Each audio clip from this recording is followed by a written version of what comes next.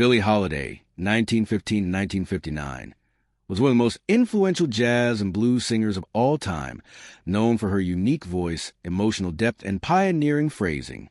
Early life, 1915–1930s. Born Eleanora Fagan on April 7, 1915, in Philadelphia, Pennsylvania, she had a troubled childhood. Raised primarily in Baltimore, she experienced poverty, neglect, and abuse. As a teenager, she moved to Harlem, where she started singing in nightclubs, drawing inspiration from Bessie Smith and Louis Armstrong. Rise to fame, 1933–1940s. Her big break came in 1933, when she recorded with Benny Goodman. In 1935, she began working with pianist Teddy Wilson, producing hits like What a Little Moonlight Can Do. By the late 1930s, she was performing with Count Basie and Artie Shaw, breaking racial barriers as one of the first black women to tour with an all-white orchestra. In 1939, she recorded Strange Fruit, a haunting song about lynching in the American South.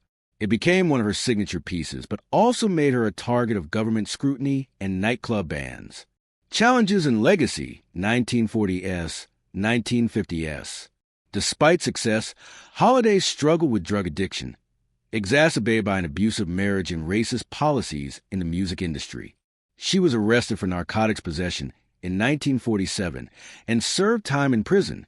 Even after her release, she was denied a cabaret card, preventing her from performing in NYC nightclubs. Still, she recorded classic albums like Lady Sings the Blues, 1956, and performed at Carnegie Hall. Her autobiography, Lady Sings the Blues, was published in 1956 and later became a movie starring Diana Ross. Death and influence. Her health deteriorated due to alcoholism and drug use. She was arrested on her deathbed in 1959 and died on July 17th at age 44. Despite her tragic life, Holiday remains one of the greatest vocalists in jazz history, influencing artists like Nina Simone, Aretha Franklin, and Amy Winehouse. Her legacy lives on through her music, with songs like God Bless the Child, Summertime, and Don't Explain continuing to inspire generations.